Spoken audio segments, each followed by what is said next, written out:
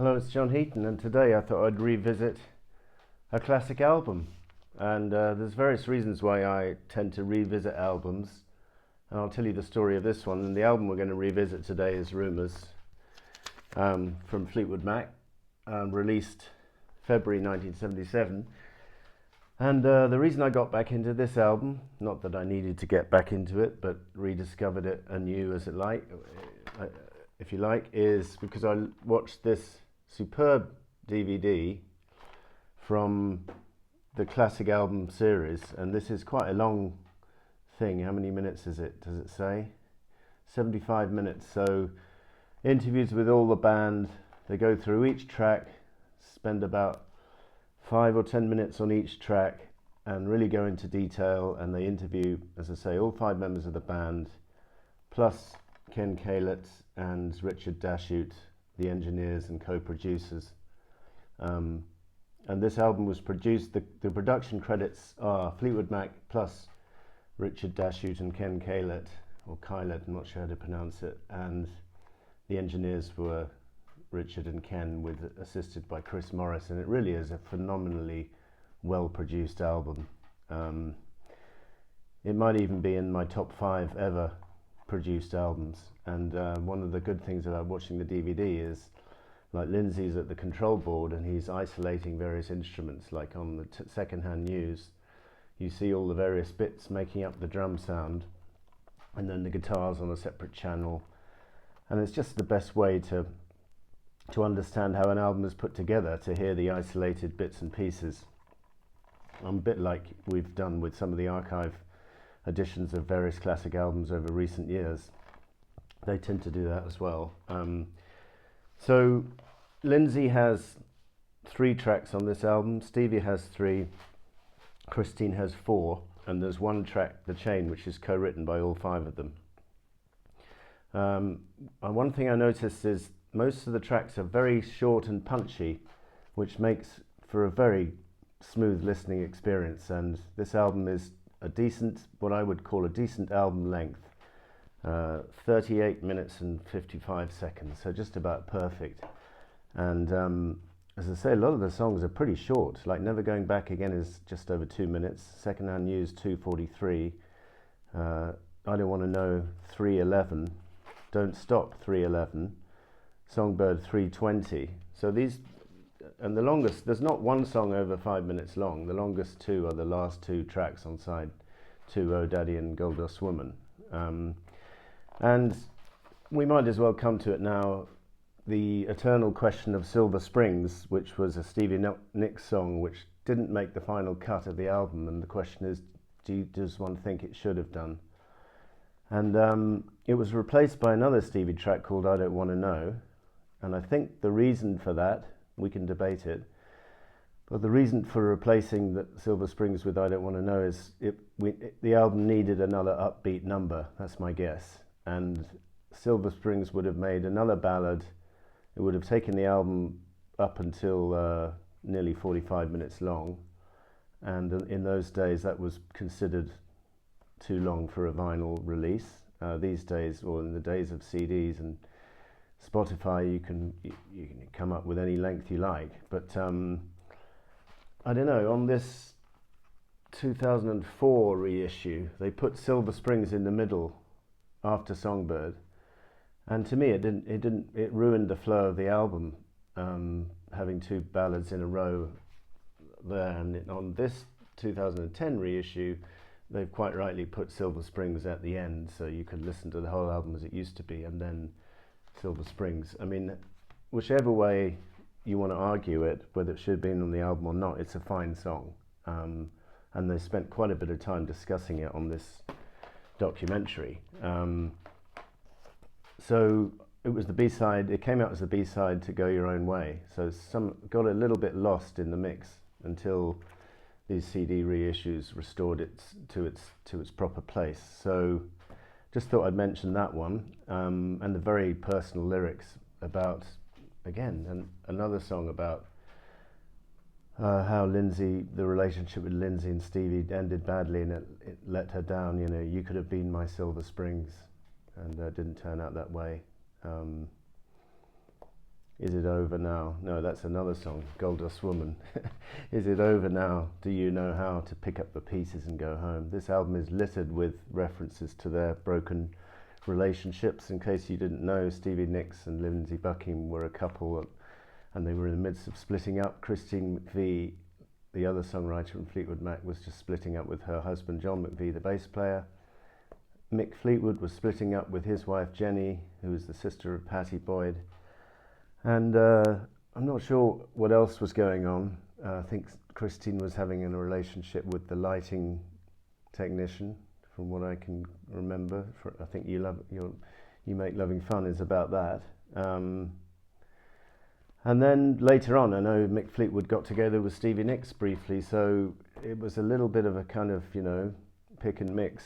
And there's a Rolling Stone album cover from the time, 1977, showing all the members of Fleetwood Mac in bed with each other in various, with various couples. And actually I noticed Lindsay and Christine are lying next to each other, which is a bit suggestive. I don't think anything went on between those two, but I thought that cover was a little bit tasteless. I could have done without that. This album was called Rumours because everyone in the music business was talking about, the rumours surrounding the band members and their love lives and all the rest of it. And I think the best way to have handled it, as they mostly did, is to let the music do the talking.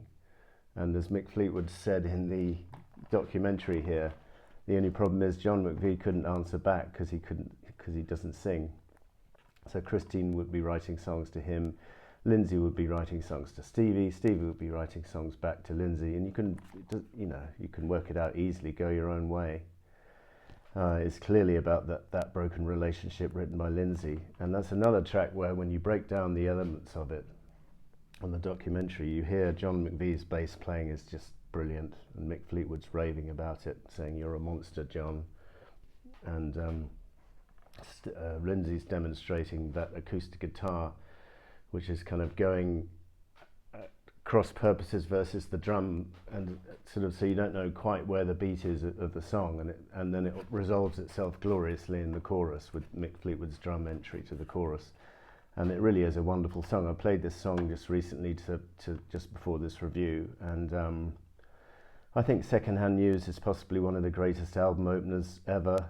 I think it's very similar in style to Monday Morning, but if I have to choose, I'd go for Secondhand News, just because it's more personal and it's about the broken relationship, and also I love that bam bam bam singing in the middle from Lindsay, and again absolutely superb production. And then it goes into Dreams with the storming bass line from John McVie.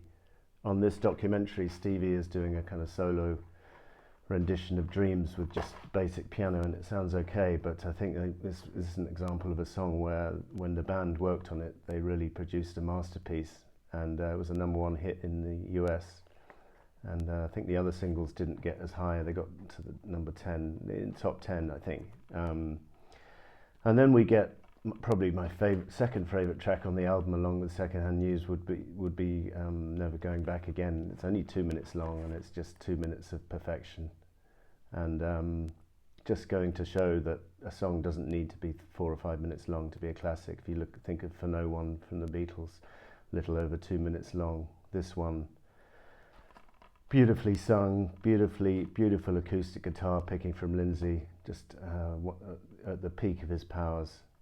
Don't Stop, written by Christine, co-sung with Lindsay, interestingly. So Lindsay opens the singing in verse 1, and then Christine comes in for the vocal in verse 2. Very well performed by the band. Mick Fleetwood points out that this song could have been recorded and written by Christine a decade earlier, and it would have been decent, but he reckons that the chemistry of these particular 5 members transformed this song to a different level, and I think he's right. And this song has become an all-time classic, and obviously was used for the inauguration of President Clinton in 1992. Go Your Own Way, probably been a little bit overplayed for me over the years, but it's just got that classic sound to it. And then Songbird, I just never get tired of Songbird. I think it's Christine McVie's in her top 5 songs of all time.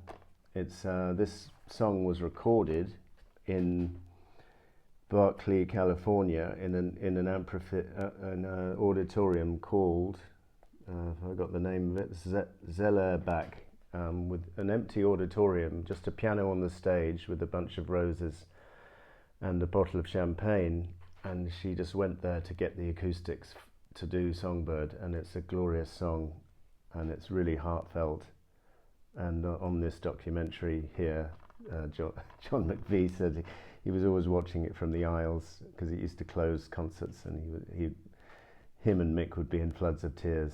And Christine said to him, "I'll rejoin the group as long as I don't have to do Songbird." And I said, "Why is that?" Because I don't want to cry. And John McVie saying, "You cry?" I think the whole band, burst into tears when they hear this song because it is so emotional and it's just beautiful. I think Christine described it as a kind of anthem to everyone, really, not aimed at or not for anyone in particular. And she does a beautiful solo rendition. This documentary was recorded in 1997, so they each have Stevie, Lindsay and Christine each sort of play one of their songs from Rumours on this documentary. So, by the way, also in this series, Goodbye Yellow Brick Road, which I've seen bits of, Songs in the Key of Life, which I haven't seen, Graceland I haven't seen, so I need to check those out. So then we flip over the album, as if side one wasn't good enough, we flip over to side two and we get The Chain, which is kind of a mixture of a song from Christine called Keep Me There, bits of a song from Lindsay from Buckingham Nicks' album called Lola, brackets My Love, and then some lyrics which Stevie had brought in, which he thought could fit well, and then John McVie had this bass line at the end, to which Lindsay contributed the guitar solo, and they just joined the bits together, and that's why they called the song The Chain. And I think it's the only song in their history, really, the only proper song which was credited to all five, and it just works a treat, and it's another brilliant one to be played loud and superbly produced, with a lot of tension and atmosphere building up as you go through that verse into the chorus, and then with the storming bass line at the end, which for years and years, for those of you old enough to remember, was used as the theme tune for the Formula One motor racing. I can't think for the life of me why they stopped using it, to be honest, because it was a superb introduction to Murray Walker and his commentary for those races back in the day, 70s, 80s, 90s, I'm not sure when they stopped. And then You Make Loving Fun from Christine, just beautiful song on electric piano. Again, great rhythm section from Mick and John on this whole album. They really are a top rhythm section. By the way, a lot of the so-called music critics have historically been a bit snotty when it comes to Fleetwood Mac and kind of dismissed them as a bit commercial, a bit the same way as they used to probably dismiss ABBA. These days, slightly more respect is given to a band like Fleetwood Mac. I mean, this album was number 26, I think, in the 1987 top 100 albums of all time. But as I say, a slightly snotty commentary from Paul Gambaccini saying that this is the music for the hippies who wanted mellow music and, in their view, more sophisticated music. Well, it is sophisticated music, whichever way you look at it. Even though it's not everyone's bag, I get that. Some people think to this day that Fleetwood Mac is just a commercial outfit. Anyway, that's up to them. But going back to you Make Loving Fun, one thing which I really notice is the backing vocals, just glorious. A lot of effort was taken on the production of these songs. You can really tell, and Ken and Richard, the two engineers, when they're talking about that, they said a lot of the energy which we utilised in our career was put into this album. I don't think we topped it. I think they see it as a peak, even though they did some great material after Rumours, particularly Tusk in my opinion, but in many ways this was a peak, certainly a commercial peak. And then after You Make Loving Fun, the brilliance continues with I Don't Want to Know, which is a really fun, upbeat number sung by Lindsay and Stevie jointly in a kind of Everly Brothers style. And Stevie says, if there was one song to replace Silver Springs, then I'm glad it was this one, because she liked it a lot and she enjoyed singing it, and you could really tell that the whole band is really into this song, and I don't know why they've never really done it in concert. I don't think I've ever seen a version of them. One of these CD reissues has a tour from '77, but I'm pretty sure, I Don't Want to Know is not on the track list. It's not. They play Dreams, Don't Stop, The Chain, Oh Daddy, Never Going Back Again, Gold Dust Woman, Go Your Own Way, Songbird. They play practically every track apart from this one. So I don't know why, but there you go. And then after that, you get the two longer songs on the album, Oh Daddy, which Mick Fleetwood was saying, which Christine, I think, was saying was about Mick Fleetwood. He was a big daddy to them, someone to look up to. And for a few years, he became a little daddy when we were all a bit worried about him, I guess, when he was into drugs and stuff. And then now he's back to being Big Daddy. And Mick Fleetwood's saying, I think it's one of the most beautiful songs that Christine's ever written. Well, you would think that if the song's written about you, I suppose. I like it. It's not one of my all-time favourite Christine songs, but it's beautiful. And then Gold Dust Woman, Stevie is saying this is about someone who's taking drugs and trying to figure things out. And, you know, good mystical words. Rulers make bad lovers. You better put your kingdom up for sale. And as I say, closing with that line, do you know how to pick up the pieces and go home? Because this band, frankly, in their personal lives were in complete turmoil, and they just turned all their energy into the music, and they produced an absolute personal sounding album, which is with a classic sound. And admittedly, there were a lot of drugs around at the recording session, particularly cocaine. I've read and I saw in the documentary.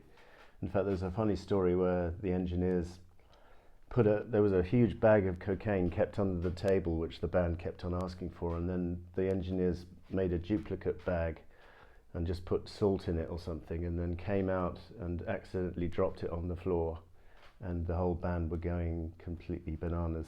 Mick Fleetwood in particular was very upset, thinking what a waste.